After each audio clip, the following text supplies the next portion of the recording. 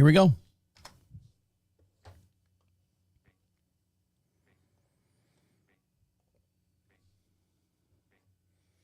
Cool, I don't know what this thing is. A great gift.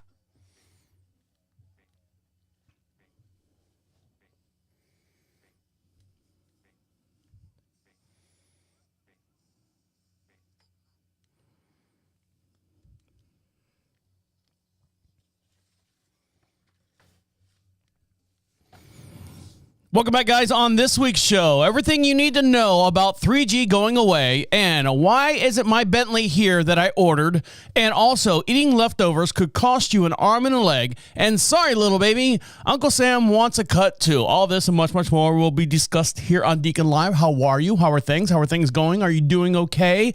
I always check on you because I'm always worried about you, make sure you can follow us and do all the stuff that links us to you and you to us. Go over to Prophet Radio, PROPHET Radio. Click on social contacts. That way I can keep track of you and make sure that you're doing okay, that you're getting along with this whole pandemic thing. They're slowly opening up the doors.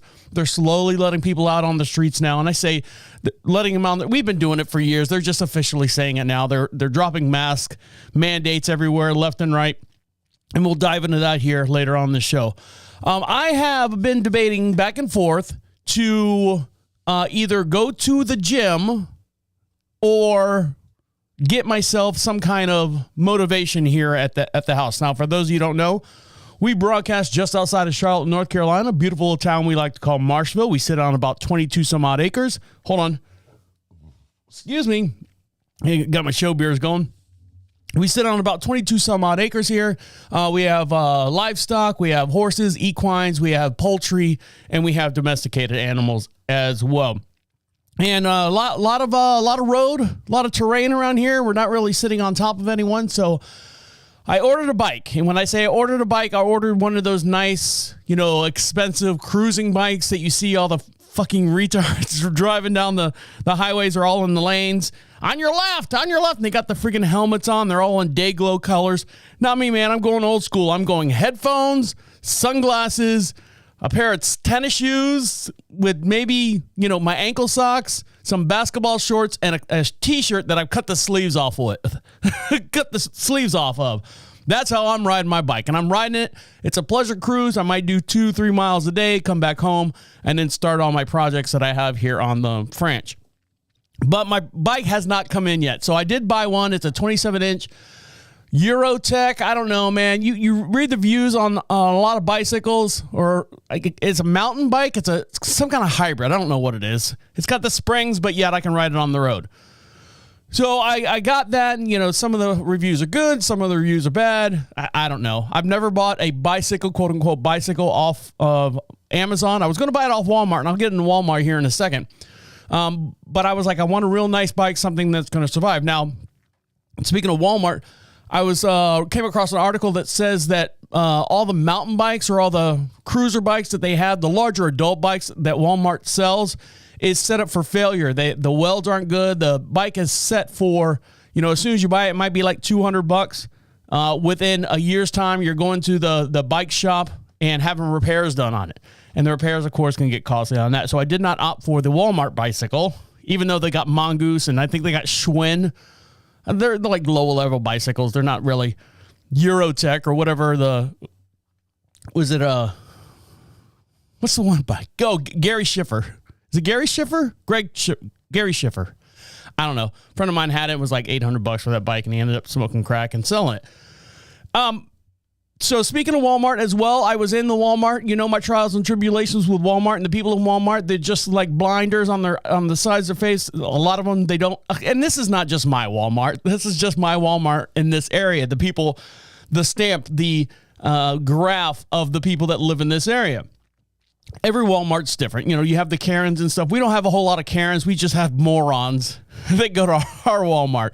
But you have an area that of Walmart or Walmarts in different areas where they have like the Karens where they freak out, you don't have a mask on, or you're not doing this right, and why don't you pay attention to your child? No, my Walmart's just a bunch of zombie, hay-eating, cut-eating, chewing people. I'm sorry. I'm going to say that because for the most part, now I'm from Orlando, Florida, born and raised.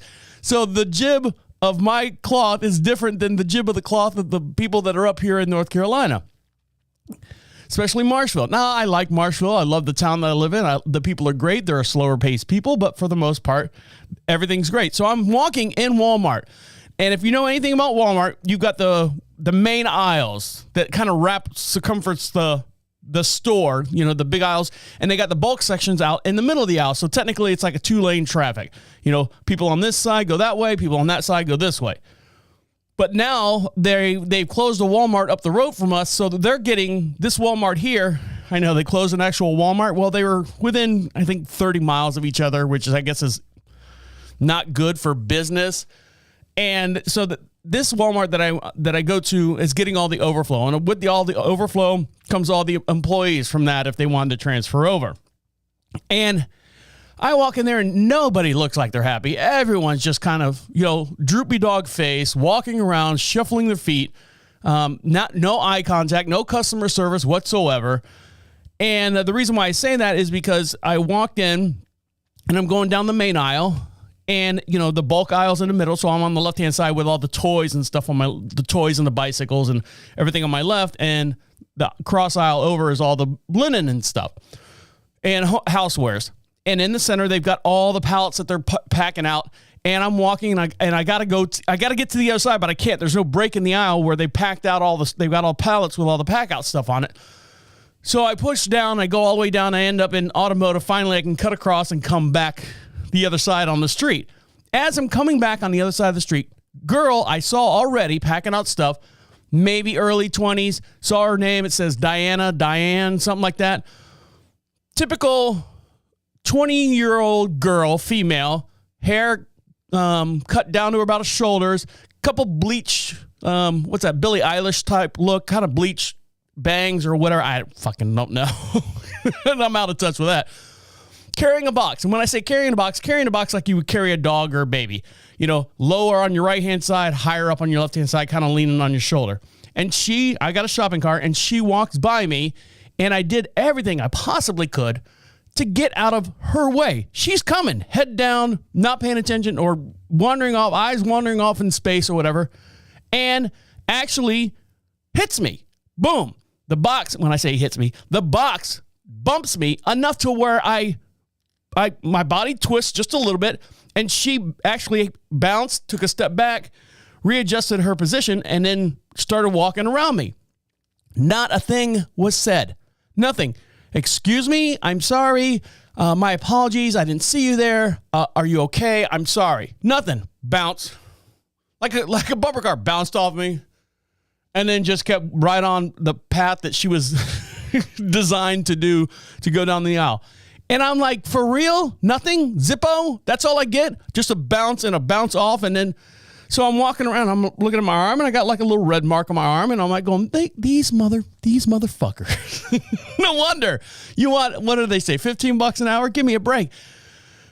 So, I mean, it just not that it made me upset. It made me upset that you didn't get the thank you. It's kind of like when you hold the door open for someone and they walk in and don't say thank you for holding the door open. It's that same feeling, that same effect that you get that I got when this girl, literally, I can see her coming at me with the box. I'm like, she's going to hit me. She's going to hit me. I'm trying to move over. I can't because the center aisle's packed out with all these pallets of boxes and stuff they're trying to get on the shelves, merchandise.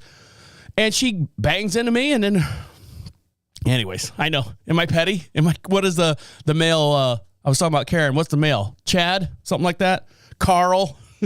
So I didn't say anything to her. I was just kind of like, rolled my eyes in the back of my head. I'm like, well, here you are. This is your Walmart. This is a representation of the demographics of your town that you live in here. So there you go. All right, guys, when we come back, we got a big show to get into, lots to talk about, and we're going to talk about Airbnbs and cameras being put in Airbnbs, so stick around. You're listening to Deacon Live right here on Prophet Radio. I'll be back.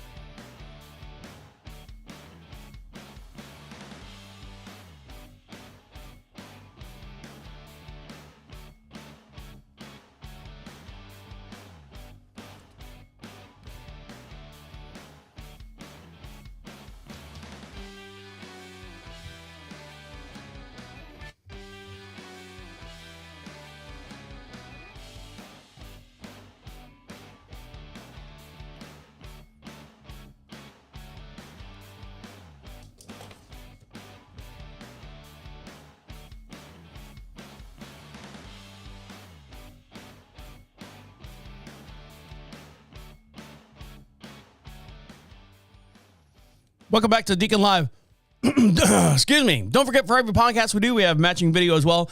And the way you see that is to make sure you like us on our Facebook feed, on our Twitch stream, and also our YouTube stream. Make sure you like, subscribe, and follow, and you can see us in real time as I'm waving to you and you to us as well. And if you want to be heard, we'd love to hear from you. And the way you be part of the show is go over to Prophet Radio, PROPHET Radio. Click on the Be Heard section, little blue bar, little blue hashtag flying around on the screen there somewhere. Click on that, opens up a microphone, and you can talk right into whatever device you're watching us on or listening to us from, and comes right to our inbox here, and we'll play it on this podcast if you get it on this show. If not, you can comment on any time. We'll play it on the very next podcast. Even podcasts we've done many years ago, we still have downloads and stuff from 2017. I know we've been doing the show that long.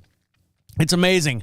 And so if you have any questions about those past shows or just want to ask me questions in general, you can do that. That's the Be Heard section on prophetradio.com. Now, someone who is calling it quits after 13 years.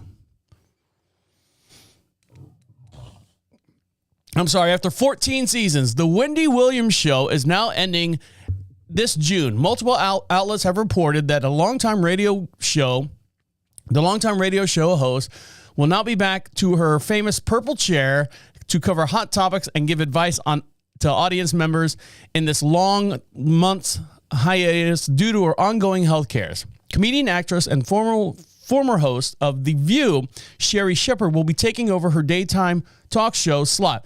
Now, what she's going to do is she's going to fill in for the rest of season 13, get that all up and going, and then from there, they're going to switch everything and make her the permanent host, and it's not going to be called Wendy without Wendy without Williams. I guess that would be funny, but they're actually just revamping the show and just calling it Sherri. That's Sherri with an I, Sherri. And she's been on there before. You've probably seen her on The View. A very attractive woman, dark-skinned woman, black woman.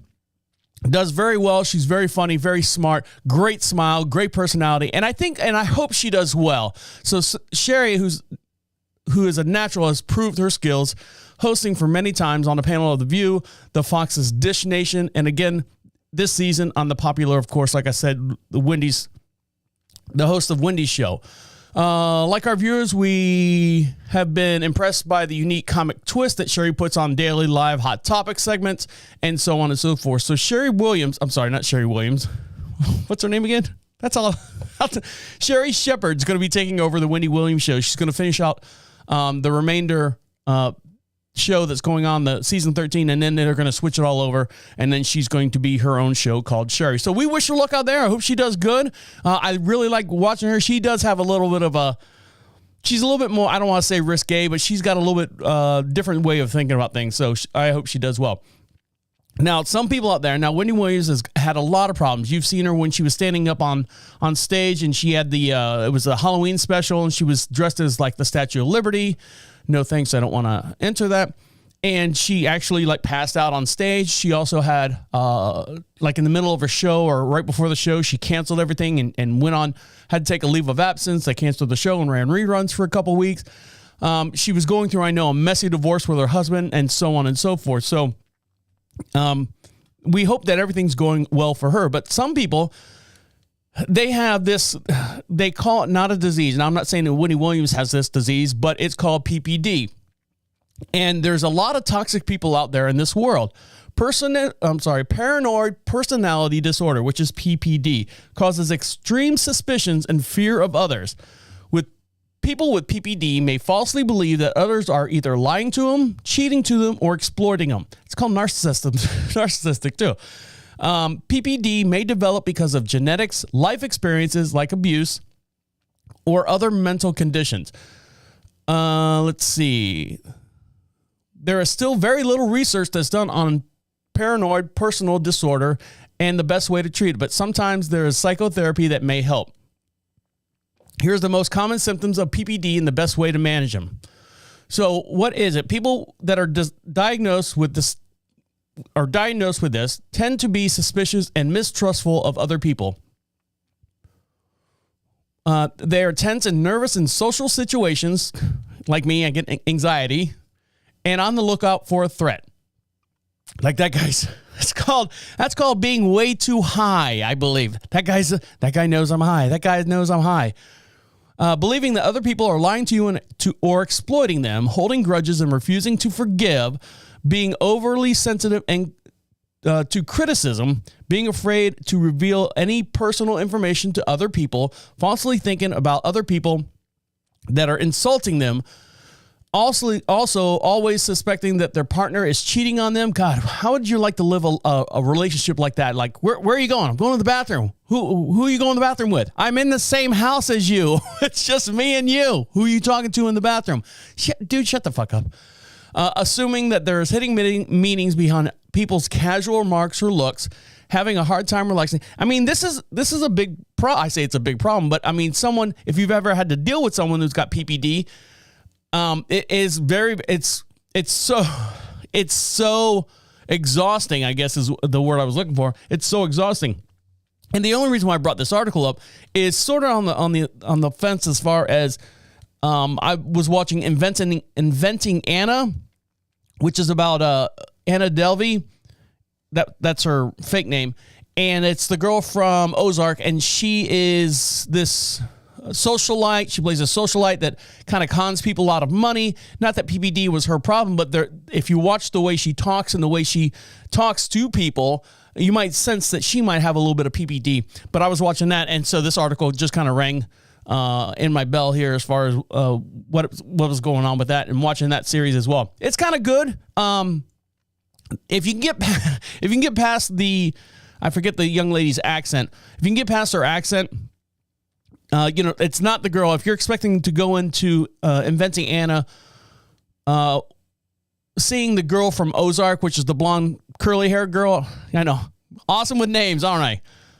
But that's not. You're not going to get that huge dramatic hit, that punch in the face. Like, wow, she's a really good actress. She was good in Ozark. Not so good in this, but the storyline itself holds you on board. Now, something that is being let go right now, people out there, AT&T is shutting down its 3G network. And what does that mean for you? Well, I'm going to tell you everything that you need to know. It's time to move on because not even 911 will work right now. Hold on one second.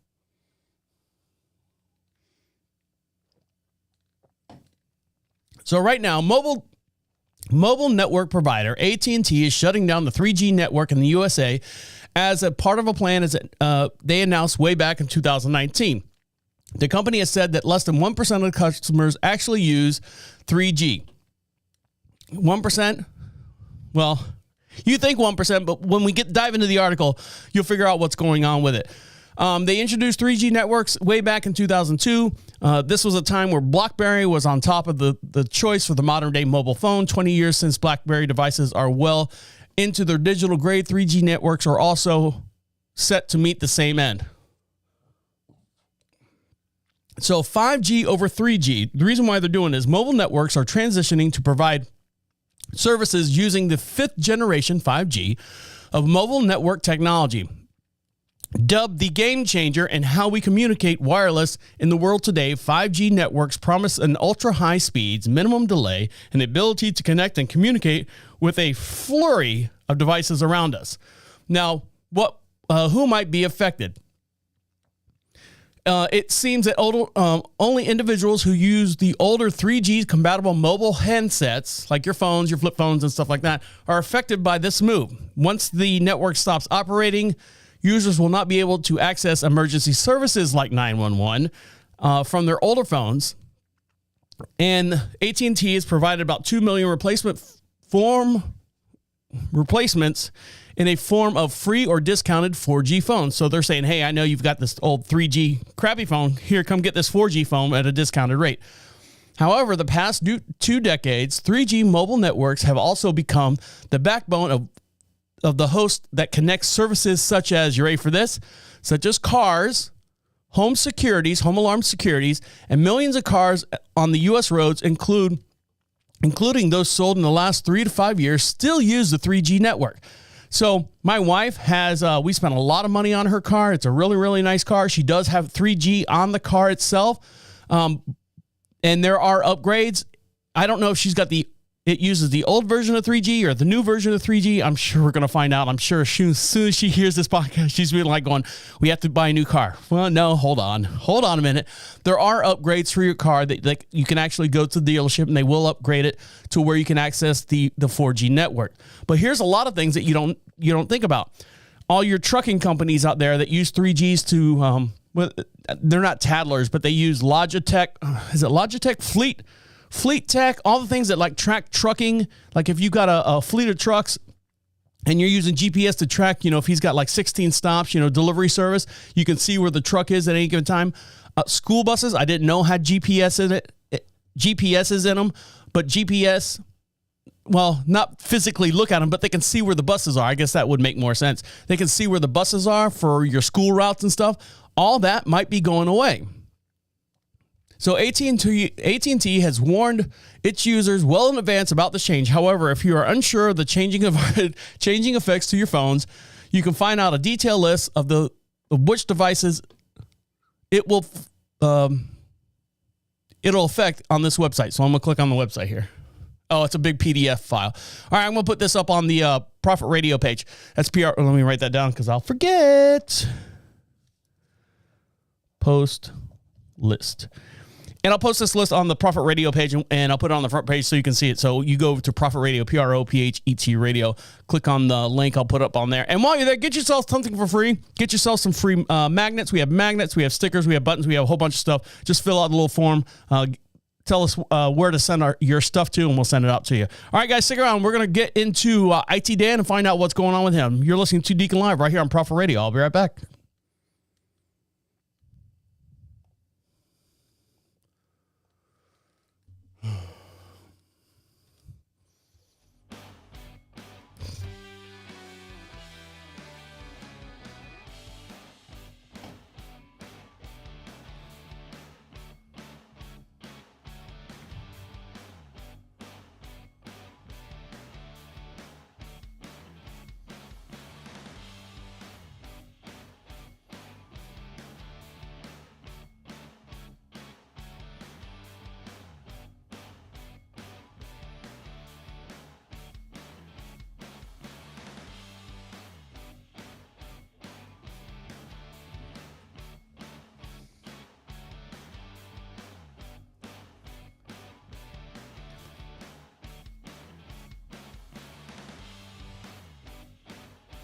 Oops.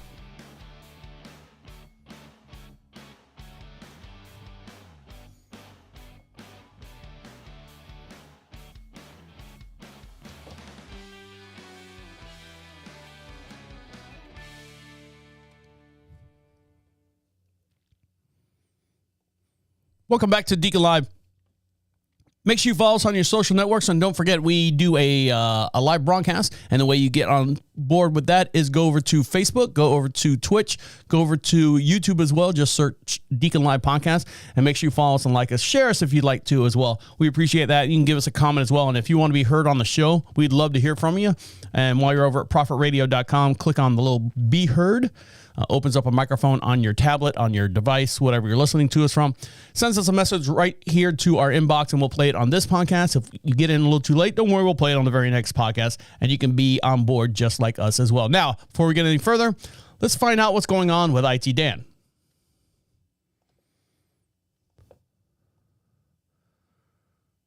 This section's pre-recorded, so...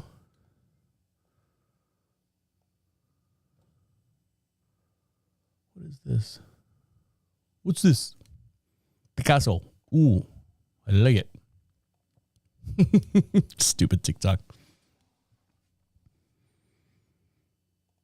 Stick around. You're listening to Deacon Live. We'll be right back.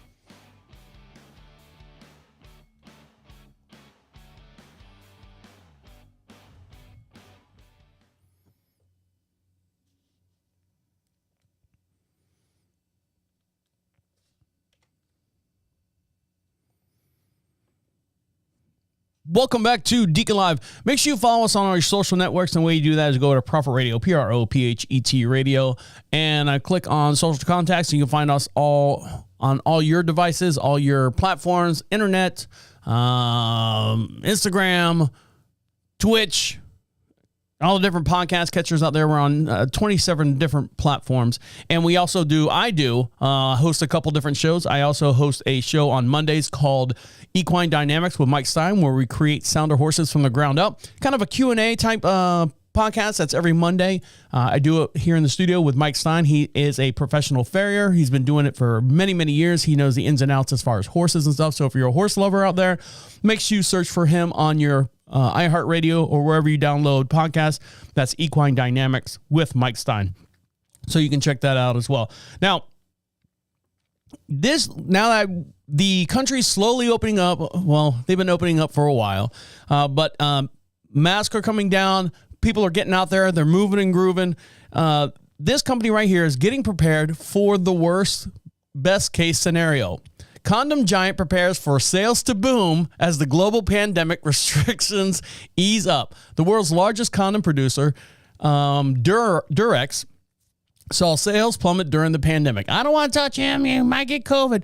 Condom producers say that sales are picking up as vaccination rates increase and restrictions ease. Now, because of what they consider the technology and the chemistry that they use to help create the quote-unquote vaccine for the pandemic and for the coronavirus and all the stuff that we've been getting into, it's also led to preventative, if not curing, HIV. I think they have already 2 people that have been completely cured of HIV because of the way the vaccine or way the serum works in the body. So that's good news there. Not that you're going to go out there raw dogging everyone, but here, for the most part, Malaysian contraceptive giant Carex said Monday, while announcing second quarter earnings, that the vaccination rates ramp up across the world and countries begin to adapt to new normal, is expecting to demand for its sexual health products, specifically condoms, lubricants, to increase. Carex, K-A-R-E-X, which produces about 5.5 billion condoms a year, supplies well-known brands such as Durex. The quote-unquote one condom saw sales battered by the pandemic. They fell almost 40% in the last 2 years. Wow, 40%. The slump came to a shock to Goem, who's the CEO of Carex, anticipated a boom in condom sales in the early days of the pandemic in March 2020, and even warned global shortages about the time. Now, I saw the video of them just rinsing them out and sticking them back in there. Ooh, I know, that's horrible. I don't know if it was this company or not. But yeah, the Goem, who's the CEO, said that the condom sales have already improved in the early part of this year. UK consumer goods giant Rector Beckensteer, which owns the Durex brand, said this month that it has seen strong sales and the growth in the intimate products and the restrictions have eased. So there you go. You're going to see a lot more condom sales out there. So I don't know if there's a shortage on condoms, but there you go.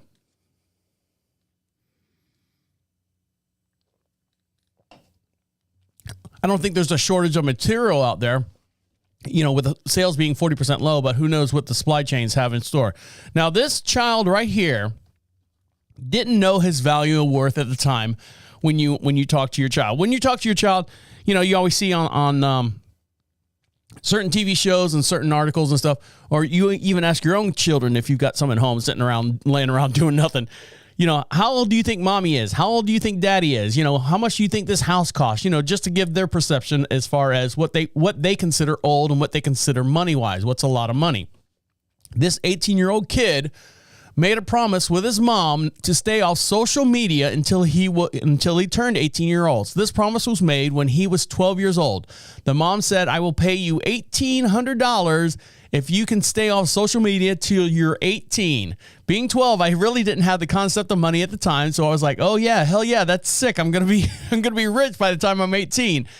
So he said he was going to go buy a car. He was going to build a house and stuff at 12 years old. So sure enough, he did. He made it. The weekend of his 18th birthday, Sivert kept his promise and earned himself $1,800. Lorna, his mom, says it's the best money she's ever spent because she knows firsthand that how teens can struggle with social media. Of course, being bullied and stuff. I mean, social media right now is what creates the young minds and their self-esteem as far as how they grow up and how their mushy brain gets more concrete. She got obsessed with keeping up with her Snapchats, the older sister, and which really affected her mood. She was also getting lethargic and stuff. This is the boy's older sister. So Lorna says her daughter is now in grad school and doing well because of her grades and social life. So she said the daughter is now a healthy relationship with social media, but Lorna, the mom, wanted to see if she could change her youngest child, Sivert, from going through the same hardship. So she made this 18 for 80 or 18 for 18 bet with his with her son. Sure enough, on his 18th birthday. So it's and all the other stuff that goes on with social media.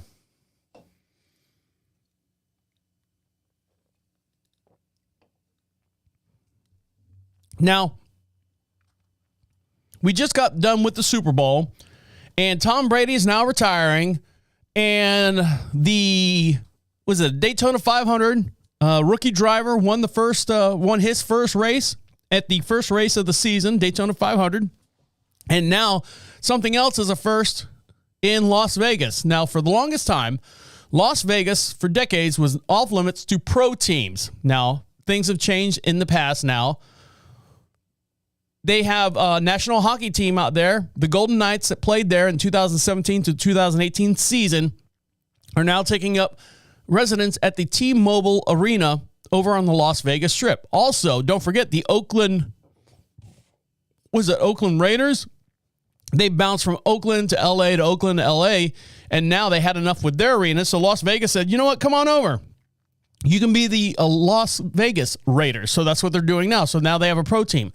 Another pro team is dipping out of California. The Oakland A's are now trying to get a new arena out there. They were kind of along the same thing. They were considered like Oakland playing outside of LA, and they got like a shitty area. They had a shitty stadium. They had a shitty baseball field. So Las Vegas said, "You know what? Come on down. We'll put you in our place, our little town here in Las Vegas." They're going to build them a new stadium. They don't know yet or not if they're going to attach a casino to it. But I would think that now times have proven that, having a team in Las Vegas, a pro team, that would lead to a lot of online or sports team betting, which Las Vegas at the time was the first one to do it. Now it's available in 30 different states. I know Florida was trying to do it for a while, but they can't get their shit together. Navajos. No, sorry, Cherokee, Osceola. Go Knights. Go Florida State. I forget it's been a while since I've been there. But yeah, so the Oakland Athletics, the baseball team, who was once owned by MC Hammer at one time, is now going to travel and be part of the Las Vegas Athletics here in the next year or two. They're going to be in, let's see, what do they say? Baseball will become an additional on the Strip with at least a general vicinity of the sheer volume of games right next to where the Las Vegas Raiders are going to now play. So that'll be interesting. All sports teams right now have sold out from tourists and from local activity as well. So that should be good for the economy over there in Las Vegas. Now, I mentioned Osceola and Seminoles, Indians and stuff. Now, for those of you who don't know, I'm born and raised in Orlando, Florida. My dad is 1/4 Cherokee. My grandmother, of course, was half, so he'd be fourth, I guess. And so whatever I am from him, I am that part of Cherokee. I forget what the dilution is as it walks down my path.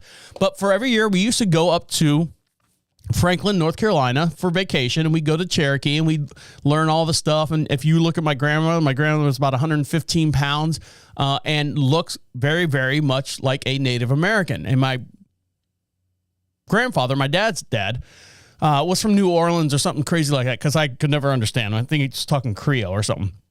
But right now, federal officials have come up with a first list of potential replacement names for hundreds of geographical features in 36 states that include the word, you ready for this?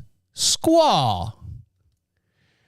They are trying to remove the word squaw from anything on that represents like Squaw's Peak and this squaw this. Now, if you don't know what squaw means, it's a term that's been passed around and passed down, meaning female or woman. And depending on what side of the fence you're on, they're considering this a derogatory term. Now, why would you think squaw would be a derogatory word? Why would you think it would be a derogatory worm? God damn it, I said it again. Why would you think squaw would be a derogatory term? Well, if you really, it's kind of the interpretation. If you really want to dive into the meaning of the word, it represents, or said in one article that was written, many years ago, that squaw represented the word vagina.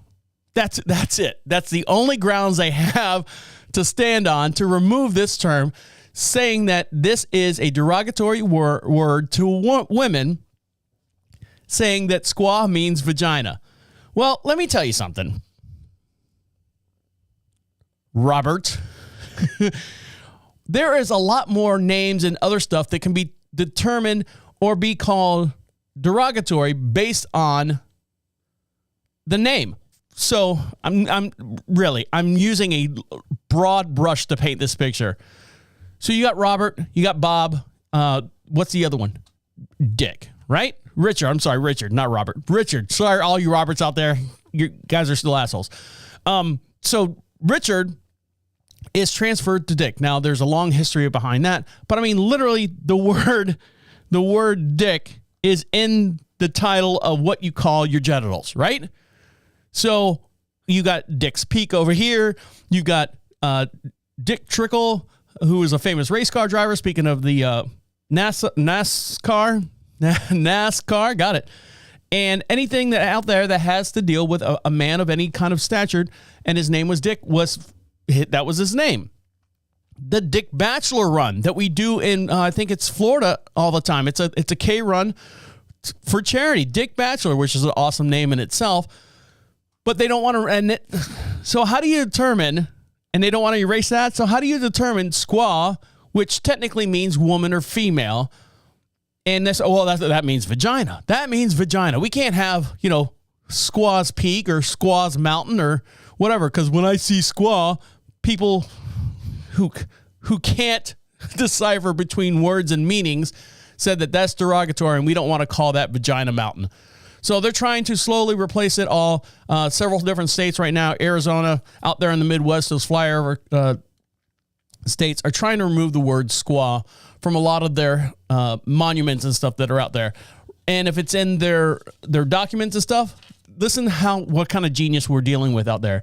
They're actually going to replace the word squaw for now, so they can figure out how to change it or what they're going to do to rewrite it, with just the word, in quotes, instead of squaw, SQ hyphen. That's it. That's worse than the actual word that you think means vagina. Well, mommy, what does that mean? Oh, we don't talk about the word that should not be spoken. All right, Macbeth, let's go. All right, so there you go. Stick around. We got more to get into. And what is actually in crab with a K? We'll dive into that and find out what's actually in it. And is it good for you or if it's bad for you? Stick around. You're listening to Deacon Live right here on Prophet Radio. I'll be right back.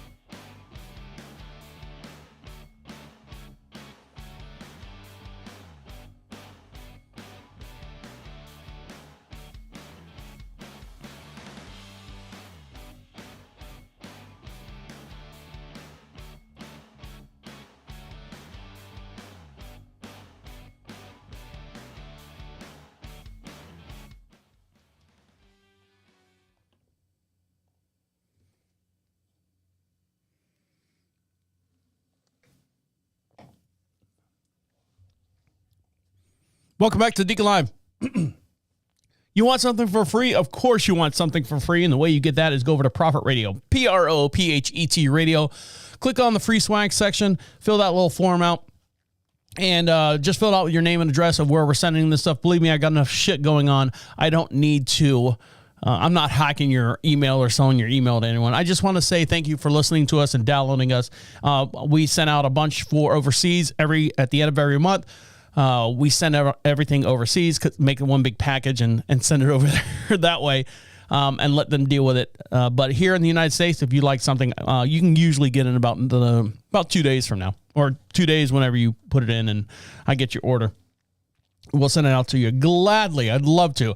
And just to say thank you for listening to us and downloading us. Now, I hate to use the word download, because this in Miami, Florida, you guys know where that's at? In Miami, Florida, a helicopter crashed into the ocean near a crowded beach. 2 people inside of the helicopter were taken to the local hospital.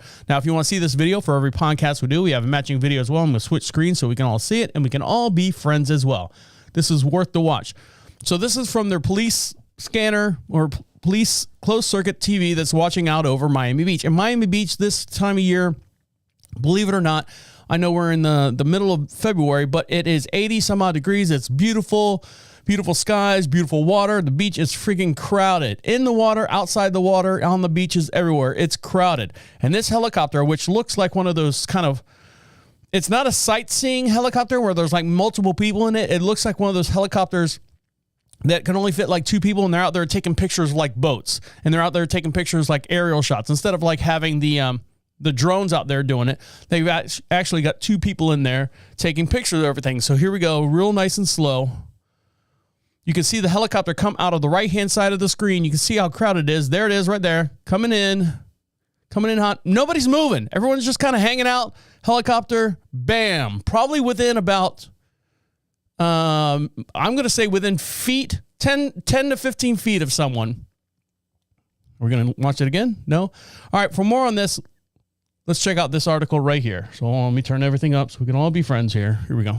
Florida helicopter crashes into ocean near crowded beach. A helicopter crashed into the ocean near a crowded beach in Miami on Saturday afternoon, according to the Miami Beach Police Department. A helicopter crashed into the ocean near a crowded beach in Miami Beach on Saturday afternoon, according to the Miami Beach Police Department. The incident happened around 1:10 p.m. on Saturday afternoon near the 10th Street Beach, and 2 individuals inside the helicopter were taken to a local hospital, police say. Video of the crash released by the police department shows the helicopter crash near a group of people in the ocean. The beach area between 9th and 11th Street in Miami Beach was closed. The Miami Beach Police Department, Miami Beach Fire Department, and several other agencies responded to the incident. The Federal Aviation Administration responded to the scene as well, according to the police department.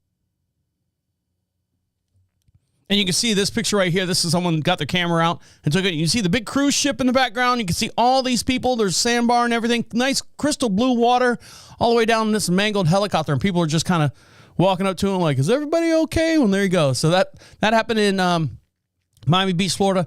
And the 2 people did survive. They just got taken to the hospital, and they are good to go back on the air again. Now, something out there that is also burning in the water, a cargo ship. Now, you've heard about the supply chains and everything, and the cargo ships are sitting out front of California. They can't get them in the port fast enough, so they're trying to reroute them. Rick DeSantis. Yeah. DeSantis said, bring them around to Florida. We'll unload them over here in the port of Miami. We'll unload all those ships. You might get 2 days more on travel, but unless you're not sitting out there waiting, 2-3 weeks in their port in California to get those boats unloaded over there. And they're trying to do the best they have. And they got a lot of union guys that are, kicking around and shitting around and stuff. So what's happening right now, a ship carrying, check this out, a ship carrying 1,100 Porsches, 189 Bentley luxury cars, and a whole bunch of other very important cars, very high dollar cars, are sitting in the middle of the water on fire. A massive cargo ship holding thousands of luxury cars, including 1,000 plus Porsches, was left floating was left floating across the Atlantic Ocean after it caught on fire near Teresita Island in the Azores, the Portuguese island territory. The ship departed from Emden,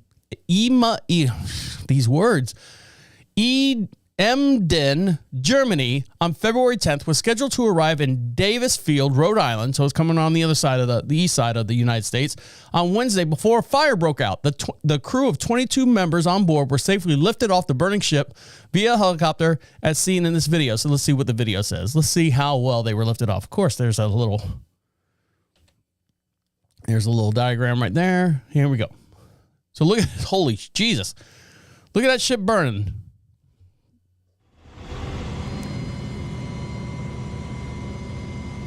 So the helicopter comes down. Yeah, that ship's on fire. They're trying to get everyone off the boat, ratchet them up through the helicopter. 22 crew, bringing them up on board. All right, got the thing there. Authorities did not specify the amount of cargo left on the 650-foot, 60,000-ton ship. However, automotive website The Drive reported the cargo ship is carrying about 4,000 vehicles from the Volkswagen Group, including 189 Bentleys, and an unknown number of Audis. All right, babe, sorry, we can't buy the 2022 Audi. It's stuck out in the middle of the ocean, and it's on fire. So you ready for this? So Matt Farah, the editor of The Smoking Tire, tweeted he has been waiting for his 2022 Frozen Berry Metallic Boxster Spider, estimated total worth about $123,000 since August. Then on Wednesday, he got news from the dealership that his car was possibly on fire, drifting in the ocean. I just got a call from my dealer, he says. My car is now adrift, possibly on fire in the middle of the ocean. Boo hoo hoo. So all these cars out there, these luxury cars from Germany, are sitting out there on fire. They don't know how many they've lost yet, and they're just out there right now. Now the fire has subsided a little bit. Right now, as we speak, they're out there going in there, sending crews and trying to assess what's going on. I know, right? Where's my car?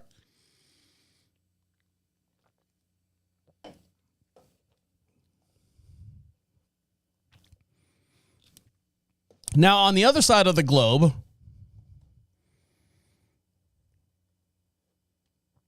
see if there's any lyrics to this. As of right now, on the other side of the globe, Australia opens up its borders and welcomes back tourists. All the borders have been lifted and the mask mandate has been relaxed a little bit in Australia. And people, don't forget, there's a people that were outside of Australia trying to get back home. And here's the airport right here, and you can look at all this right now. Airport reopens its borders so nearly after 2 years. So a lot of these people haven't seen their family or anything, and this is the big congratulations and hello and welcome home type deal. Even tourists, but just family members that were caught in between borders during the pandemic. So Australia has opened up their borders nearly after 2 years, welcoming home of their family, friends, and tourists as well. So here's a nice little video. I'm going to put this on 4 so you guys can see this.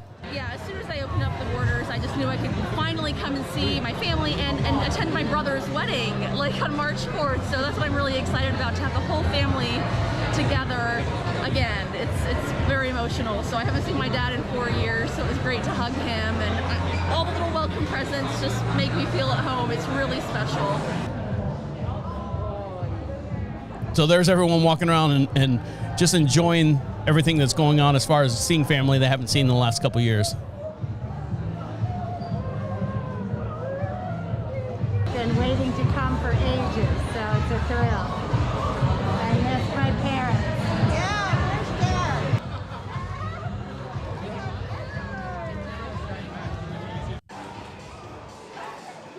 I haven't seen her in so long. Oh, hold on. So these are just couples telling their story. I just haven't seen her in so long, and it was such a big thing to be able to get over here. So we're so excited.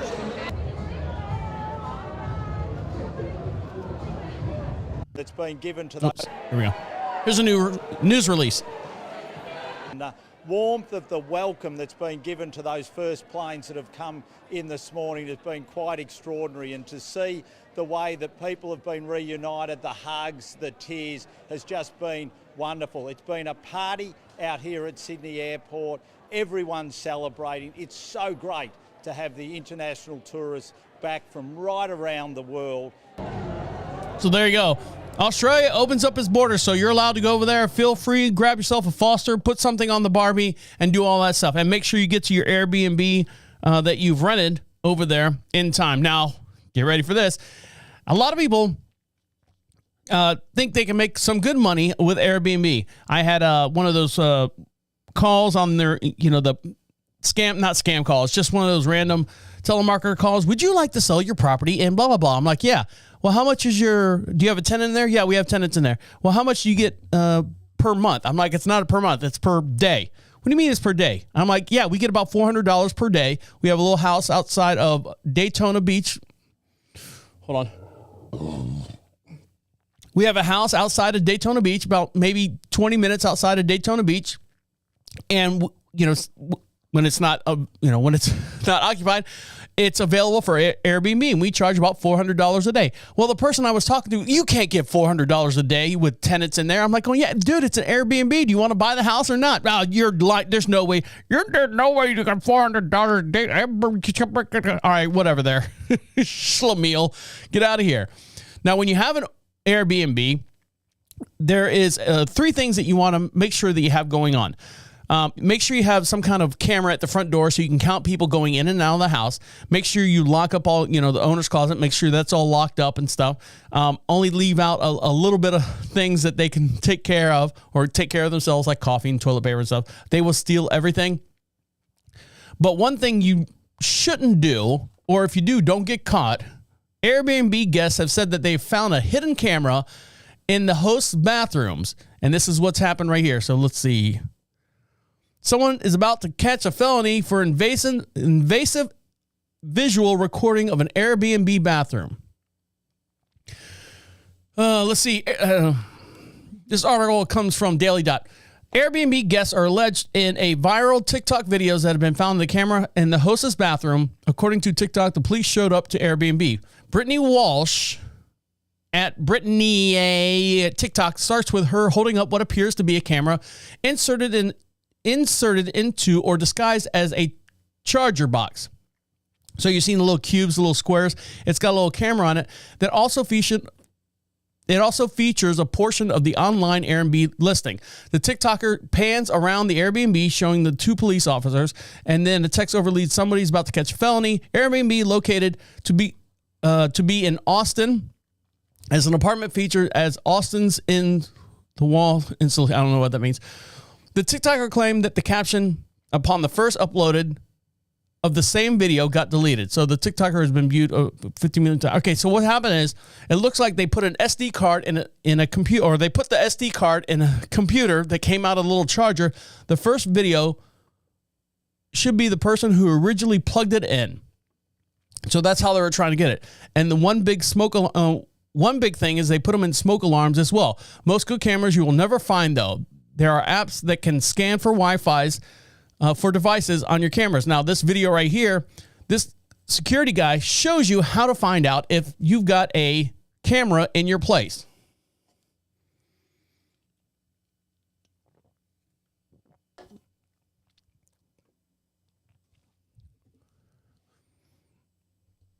So this TikToker, a cybersecurity expert, Mark Hutchinson, goes into detail about hidden cameras placed around Airbnbs and hotels and how to spot them. The video is ranked up over 3.34 million. Sorry, 33. There's a lot of numbers in this. 33.4 million. Can't you just say 3.5? Just cut it easy. Views and telling viewers how to check for suspicious places. So here's the video that he has right here. How to find hidden cameras in your Airbnb. So I'm gonna put this on camera 4. Make sure we can all see it, and you can see right here. So here's how to spot hidden cameras in an Airbnb or hotel. Now the first thing you're going to want to look for is devices that are conveniently placed where a creeper would want to look. Take this fire alarm for instance, it's placed right above the bed. Now one way to see if a device is a camera is to shine a bright light at it. If you hit a camera lens, it's going to give a bluish reflection. Now you can test this by shining a light at your phone and seeing how the camera looks when placed under a flashlight. Now this clock is mirrored, but if we shine a bright light at it, we can see through the glass and see there's a camera there. Now this technique can also work on two-way mirrors. So the camera is USB powered and the wall charger it's plugged into is actually also a camera. If we shine the light on it, you can see that little pinhole in the middle with the blue reflection. That is the camera lens. Night vision cameras use infrared LEDs to see, and if we turn off the lights and use the front-facing phone camera, we can actually see these LEDs. Now the front-facing camera is the only one that tends to work because the back-facing one... It looks like there's two little red lights or red eyeballs looking at you. IR filter. Now you can sort of see the infrared LEDs on this clock already, but if we cover up the main LED, we can actually see them a lot better. Now I wouldn't rely on this method because people usually don't shower in the dark, so if they're placing cameras in the bathroom, then they're probably not going to bother with night vision. So these camera lenses are very small, as you can see here. So they can be hidden in anything, even a hole in the wall. So you're going to want to check any suspicious devices or holes that are facing the shower, dressing area, or the bed. So there you go. I mean, you can use your phone to see there, turn the lights off, turn the front camera on your phone and kind of go around the room, and you can see the little red LED lights that are trying to, feed back or trying to open itself up to get any kind of light so it can actually videotape you and stuff. So, oh God, are we that? Well... Are we that? Yes. And the answer to my question in the same breath is yes, we are. All right, guys, when we come back, yesterday was 2022. I'd say 2022. Yesterday was 02/22/2022. So there's a lot of things that are going on. A lot of things have been happening with that. And is it good luck? Is it bad luck? We'll dive into it and see what's going on. Stick around. You're listening to Deacon Live right here on Prophet Radio. I'll be right back.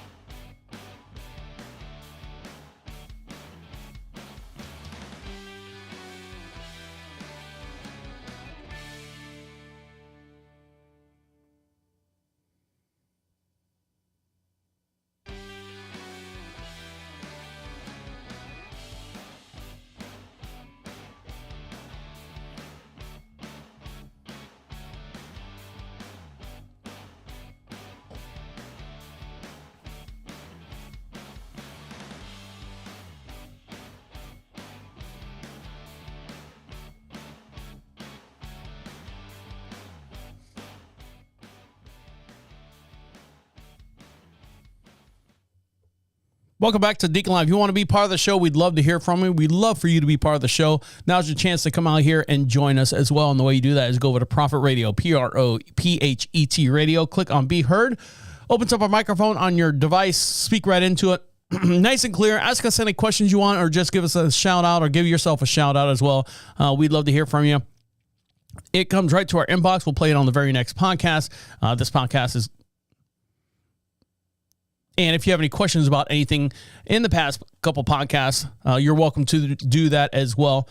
We'd love to hear from you. And if you do that, if you've gone that far, go ahead and get yourself something for free. Fill out the little form. We'll send some stuff out to you as well. Now, you want something for free? Well, Red Lobster's not giving you something for free, but they're giving away based on the date of yesterday. 02/22 of 2022 only happens once in, of course, our lifetime. The next time it's going to happen is going to happen 400 years from now. So you can do the math on that. Red Lobster is giving away $22,222 for Tuesday. Now you can still get on board, so don't worry.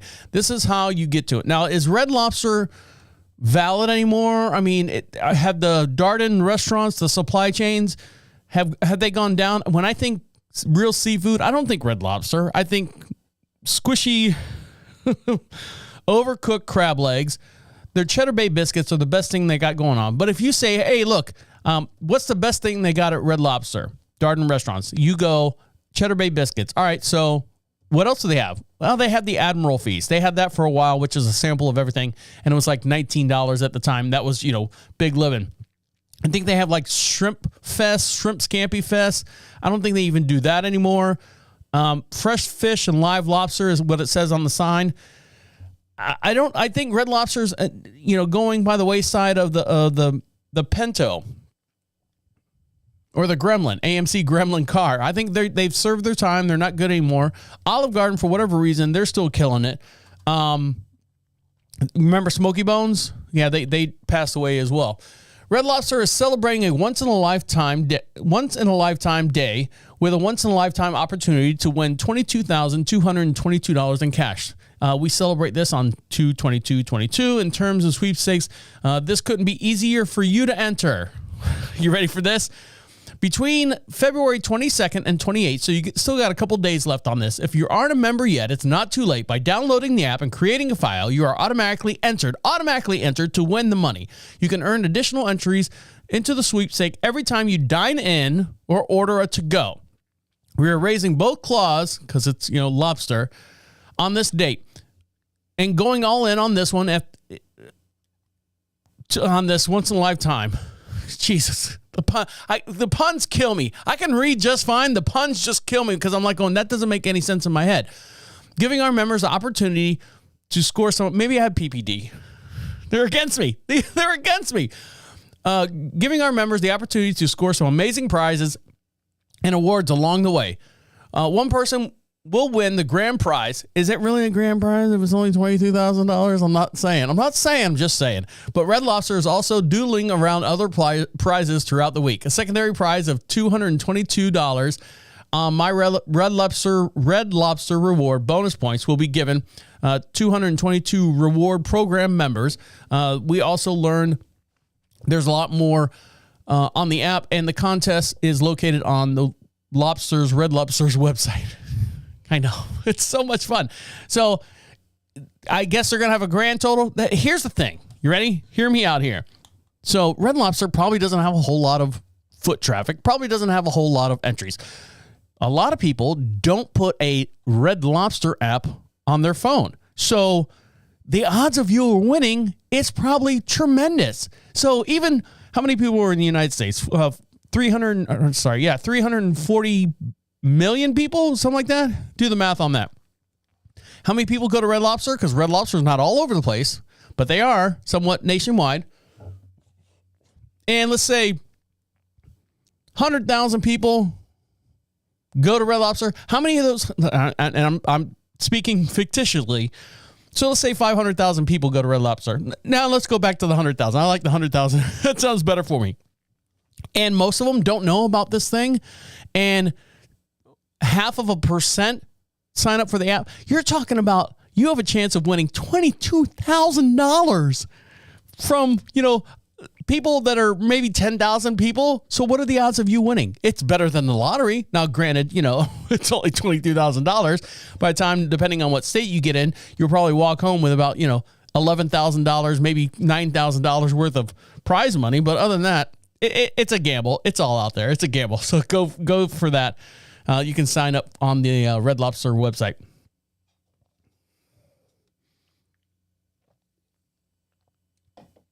Now, if it didn't come in the shell, I would debate a lot of stuff about what comes out of Red Lobster. But for the longest time, imitation crab meat has dined our our dinner tables at some point. You see it a lot in sushi, just because it's easier to do crab. You know, when they say, oh, you want the crab, blah, blah, blah, blah. And, you know, it's imitation crab meat. And I think they should tell you on that. I believe they do. They have some obligations. So you've seen imitation crab meat on sushi and where supermarket seafood section, and you've been asking yourself, what is a crab stick made of? All right, here we go. Some restaurants call it crab with a K, while others call it crab stick. So there's a different crab stick with a C or crab with a K. It also refers to kanani kama or kamabuka in some areas. The question is, you might ask, what is imitation crab? Non-meat eaters want to ask, is it imitation crab vegan? Well, no, it's not. So here we go.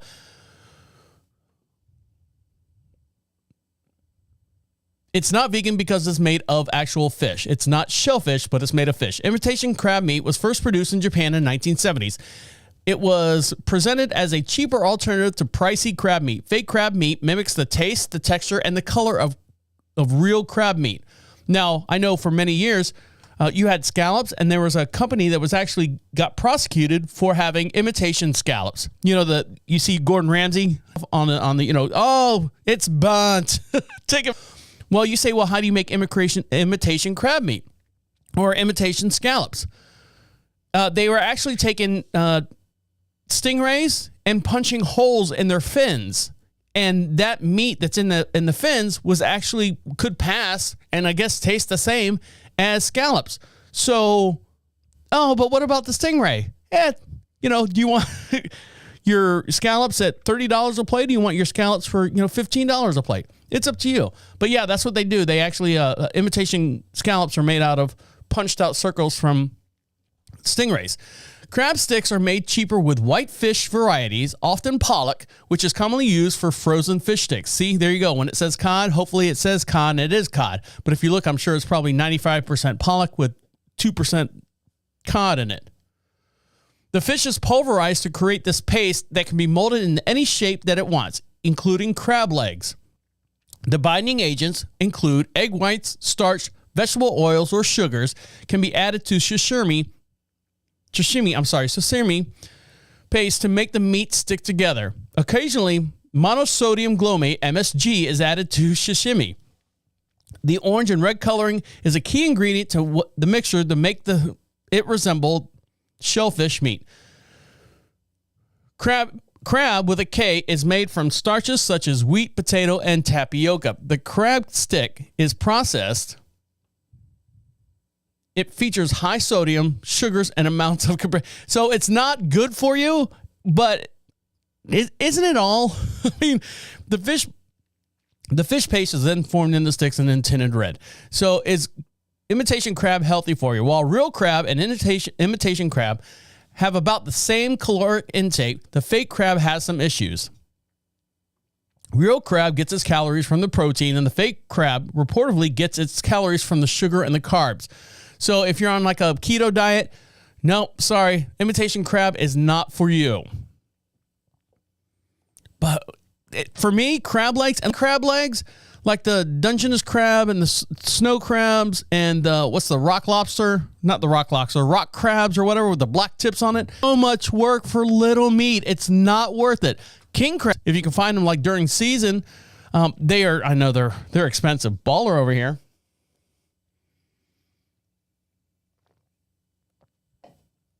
But you get like almost like a huge hot dog style piece of lump crab meat out of those legs rather than the snow crabs or the indigenous crabs where you crack them and they kind of, the shells get soft and you're basically pinching the meat inside the legs. I know people out there are like, well, you can use scissors and cut it out. It's so much work. It's so much work for a mess and butter everywhere and you got dripping down the face. And I know everyone out there is like, going, shut up, I want crab legs now. But for the most part, it's just a lot of work for not a whole lot of prizes. Now, this teen right here, my wife loves Chinese food. Her birthday was this past Monday, and I said to her, what do you want for your birthday dinner? Well, I don't want anything. You know what? I'll just make something. I'm like, babe, why don't you're out? You know, you're doing your horse thing and everything. Why don't you stop by a Chinese store, Chinese restaurant, and get yourself some Chinese? Get yourself some takeout. I don't like Chinese food. I mean, I'll eat it if it's at home, but I don't seek it out. I don't go out there and get it. No, I don't want to do that. And I'm like, all right, fine. That's fine, babe. You know, happy birthday. I will make you whatever you want. And we just kind of, I think we made like a salad or something, just something simple. You know, we sit out here in the middle of nowhere. It's hard to find a restaurant that's worth any grain of salt. There's one or two that we go to, but for the most part, there's not a whole lot of quote unquote options for Chinese restaurants. This gentleman right here, a teen ate leftovers of rice and noodles, and hours later, doctors amputated his legs and his fingers. After hours of eating leftovers from a restaurant, a 19-year-old was admitted to the hospital with multiple organ failures, and later, both his legs and his fingers were amputated as well. The Massachusetts college student had eaten rice, chicken, and lo mein from a restaurant. Soon after, he felt abdominal pain, and his skin turned a shade of purple, according to a report from the New England Journal of Medicine. The teenager was admitted to the hospital for shock, multiple organ failure, and a rash. His condition declined. He experienced abnormal breathing, high blood pressure, and vomiting. I mean, that's what happened. And the student had been healthy overall with regular drinking and smoking habits. Nothing outstanding was noted. After further tests, he was diagnosed with, here we go, big words, meningococcal purpura, here we go, fulminant disease. Fulminant disease. Got it? Which causes a stiff neck, nausea, respiratory collapse, shock, and organ failure. According to the report, I'm going to call it the MPF. The MPF is a rare combination that comes with septic shock, which the college student experienced according to this report. Over the course of the hospital stay, his condition worsened and developed necrosis, the death of tissue cells. At one point, the doctors had amputated his legs and fingers, according to this report as well. Can you leave that out every time? He also needed a pacemaker for 13 days to treat his cardiac dysfunction. Hold on. This sounds pretty serious. So let me figure out so everyone out there knows exactly what it is. So hold on. I got to do a little fancy stuff here. Let's see.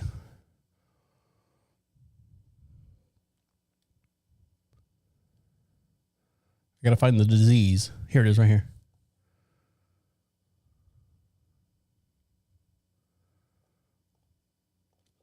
All right, we're going to go to voice to text to see what the name of this disease is. So here we go.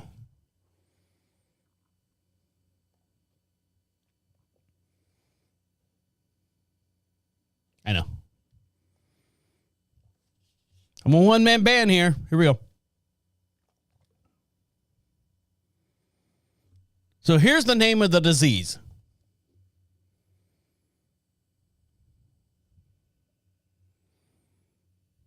As it thinks about it. Meningococcal purpura fulminant disease. Oh, Jesus. Let's try that again. Maybe we should slow it down. Meningococcal purpura fulminant disease. All right, maybe you're not the right person to read that. Let's go with an American person. Let's put a pause in between. On the fly here.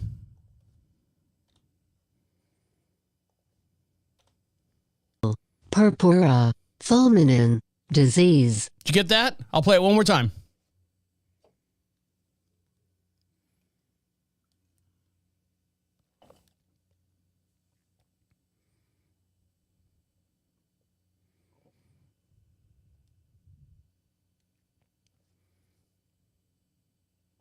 Using all my bandwidth here.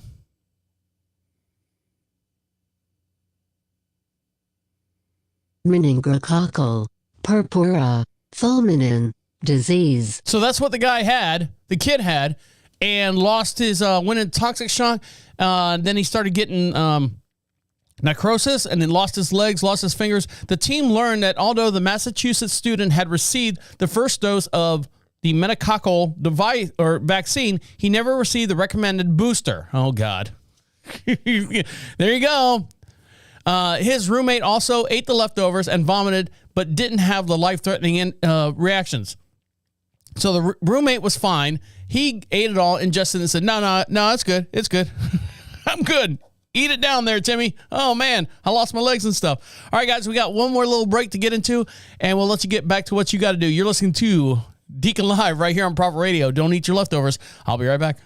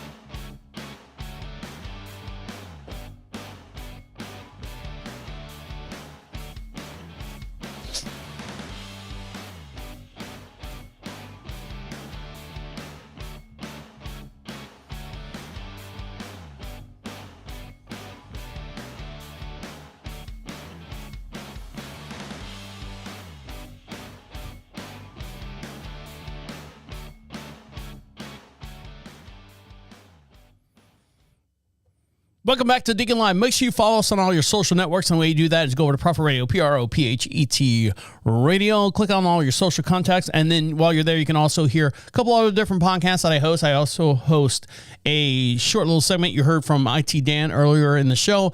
And that's Is This Going Somewhere? And you can find out all the full-length audio from his segment over on iHeartRadio as well. That's called Is This Going Somewhere?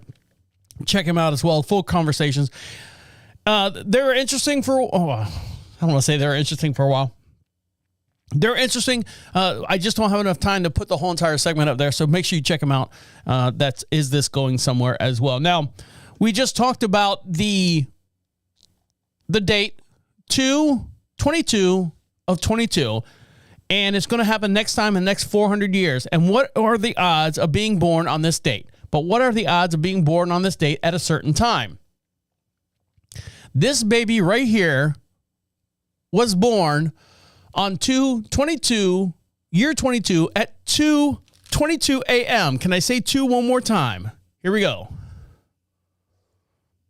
Hey guys, Hey. we're giving out a ton of these DeWalt samples today. No, you're not. Just fill out our quick 2-minute survey and we'll ship it. Now, for every podcast we do, we have a matching video as well. And the way you see this video is go over to prophetradio.com, click on Deacon Live, and you can see this video. And she was born, where was she born? Right here in North Carolina. So for more on the story, let's go to, News 2? Oh, in Charlotte. WCNC. Time a baby is born, it is a celebration for family and friends. Well, delivery this morning was one with even more meaning. Baby Judah Grace Spear was born today on Tuesday, 2/22/2022. Get this, at 2:22 this morning. But as I found out, the date and time isn't the only thing that made baby Judah Grace's arrival so special. I'm exhausted. Excited, nervous, but mostly exhausted. After 26 hours of labor. Jesus. First-time parents Aberly and Hank Spear welcomed their daughter Judah Grace Spear into the world on 2/22/2022. Everyone, I heard all the nurses screaming and excitement, and I was like, what just happened? I looked at him, and I was like, what time was she born? He was like, 2:22, and I was like, oh, okay. Not only was she born at 2:22 in the morning on 2/22/2022, baby Judah Grace arrived in delivery room 2 at Alamance Regional Hospital. On the second floor. Her daughter's birthday isn't just numerically special. Her name means praise, Judah. That's why we picked that name, because I was diagnosed with Hold it together. lymphoma back in 2014, and we were told that we probably couldn't have kids. The couple says Aberly was diagnosed with cancer just 3 months after they met. The possibility of not having children was a fate husband Hank said he accepted. You know, eventually every man says they don't want kids, but they do. They do. Weighing 7 pounds and 10 ounces, the couple says their bundle of joy and the numbers 2/22 will always serve as a reminder to never lose hope, even when the odds are stacked against you. All right, well, there you go.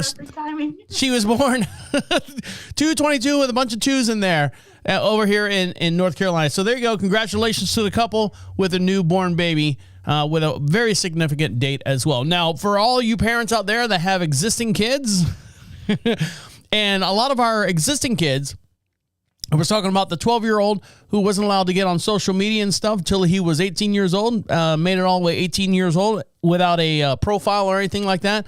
There's kids younger than 9 years old that are still playing around with their cell phones. You heard the stories about parents getting these weird orders because kids have hit, buy everything in the cart on Walmart and everything shows up to their house. Now, if your teen child is getting into like the stock trading and stuff, because you can do that because you're basically anonymous. And I say, boss baby, hello baby, I'm here to trade some stocks.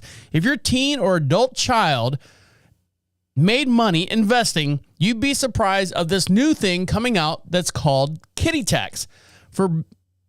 There's a kitty tax bill coming out for earnings above $2,200. Can we lose another $2, please? According to children under the age of 18 or under the age of 24, if they're full-time students, which means parents with college kids may be affected, you will avoid these levies if the child is invested or individual retirement account or stick with a tax-friendly asset. For your teen or child that has been dabbing in stocks and cryptocurrency to gain some money, there are gains may be triggered a surprise bill called the titty. That's a different tax. This is called what they call the kitty tax. An extra levy put on the parents once the child's investment income and capital gains, dividends, and interest exceeds the certain threshold. So to combat the ability of shift brokerage accounts for your kids, it combats the ability to shift brokerage accounts to your kids. So for example, if you made some money in cryptocurrency and you shift it all to your kids, this kitty tax will actually happen, and they're trying to catch you.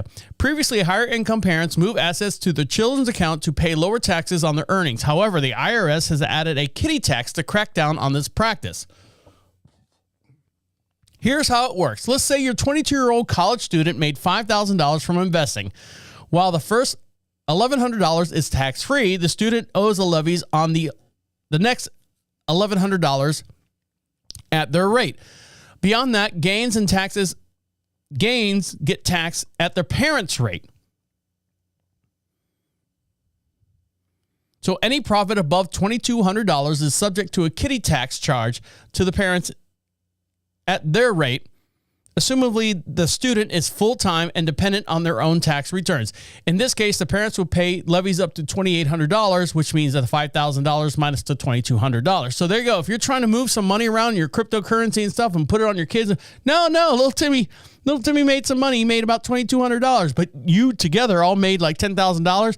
So you have to pay on your rate, whatever your level of taxes are, for the remainder of here we go with math, $7,800 that you're responsible for. Does that make sense? I got it. I think I got it.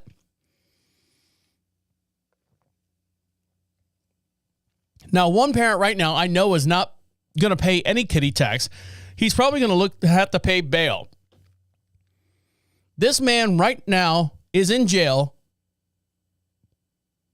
because he got an argument at a McDonald's drive-thru. I know the feeling, man. I was so angry at the girl who bumped me in the arm. I was so angry, but I didn't take it out on her. I just kind of went on about my day. This guy kind of took it out on everyone, and his kids were involved as well. An armed man, angrily about his McDonald's order, told his 4-year-old child to shoot at cops. I know. Here we go. This is where we're at. A father not only pulled out a gun when the McDonald's staffers got his order wrong. Have we gotten there? Is that where we're at now? You got my order wrong. I wanted cheese. Is that where we're at? We're just sitting there pulling out guns because we got cheese. We didn't get enough cheese. So the McDonald's staffers asked him to pull forward and we'll fix his order, and they called the cops. He also said, "You messed up my child's Happy Meal order."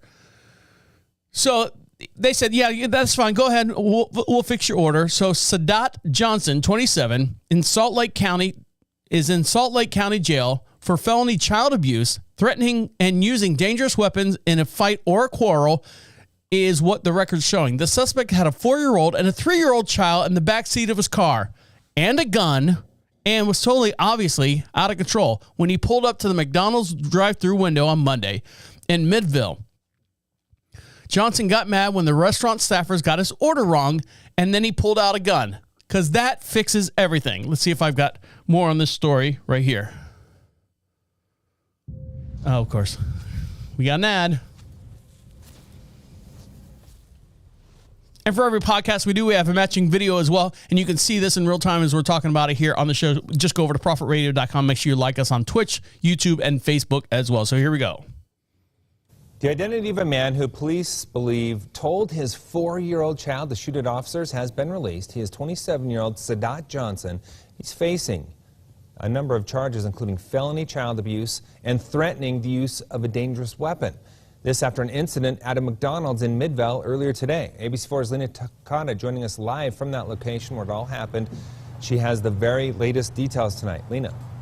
Here we go. Come on, Lena, bring it home. Glenn, this incident started with a McDonald's order.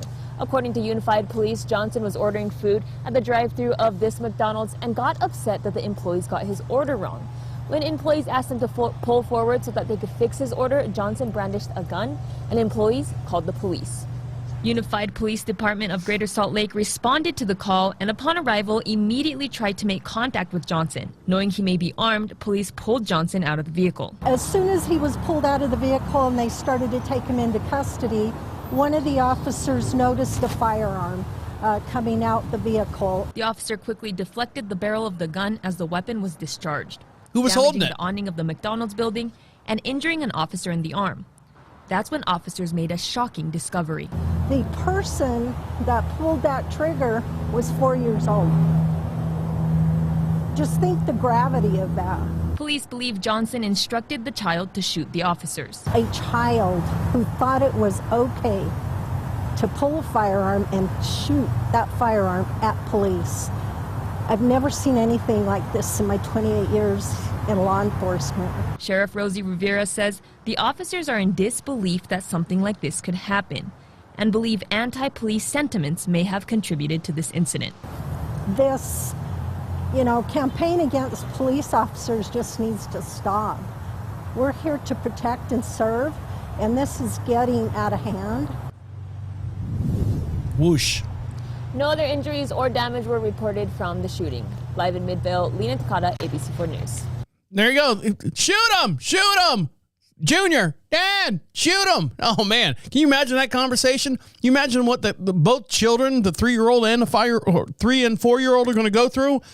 And what age do you start remembering stuff? Those memories right now are probably going to be suppressed. They have no idea. They probably grabbed the child, put him in protective custody, didn't tell him what happened.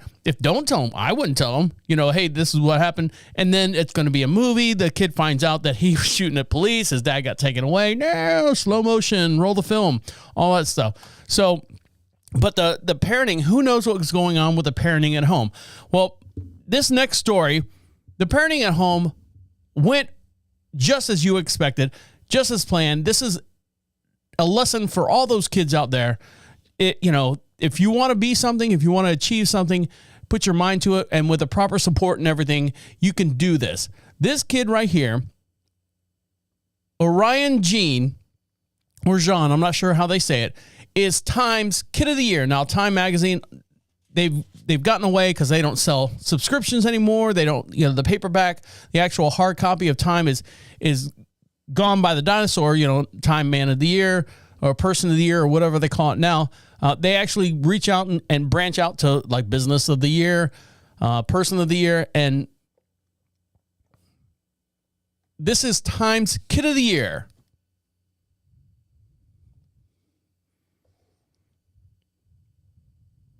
Oop, I got to do this. Sorry.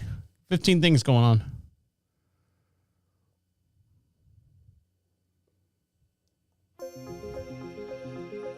To me, kindness is being able to make someone's day a little bit brighter. Kindness can be as simple as, smiling at someone 6 feet away, of course, or holding the door for someone. It doesn't have to be super big, but it can be, and it can be something very small.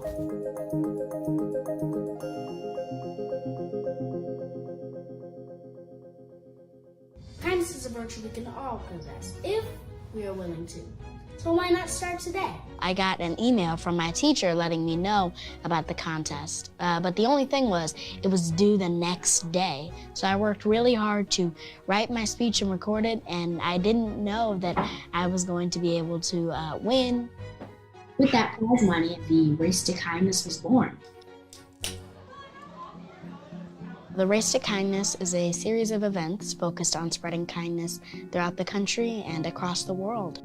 The goals change each time, and so far I've been able to collect 619 toys, 100,984 meals, and well over 500,000 books for underserved communities. What a smart little kid. One thing that I've learned throughout this process is that when people come together for a common cause, great things can happen.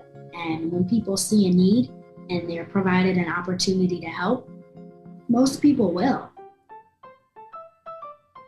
I like reading, watching TV, playing video games, watching movies with my brother, playing with my brother and my dog.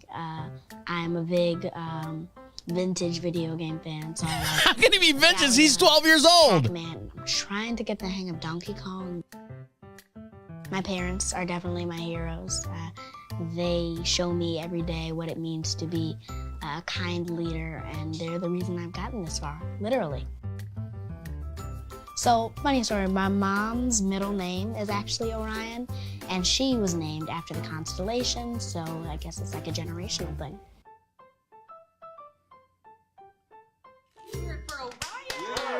There you go. Thank you. So that's the Times Kid of the Year, Orion John or Gene. Orion's Kid of the Year, and he had Operation Kindness, and based on what's needed in that area, whether it be food, whether it be games, whether it be toys, whether it be whatever, he is behind that, and that's his creation, Operation Kindness. And you can check him out. That's Orion Jean or Gene, Jean, for him, and he's Times Kid of the Year. All right, guys, on that note, an inspiration to us all. On that note, guys, I'm going to let you get back to what you got to do. On behalf of all you guys listening to us, downloading us, and doing all the stuff that links us to you and you to us as well, my name's the Deacon saying good night and good night.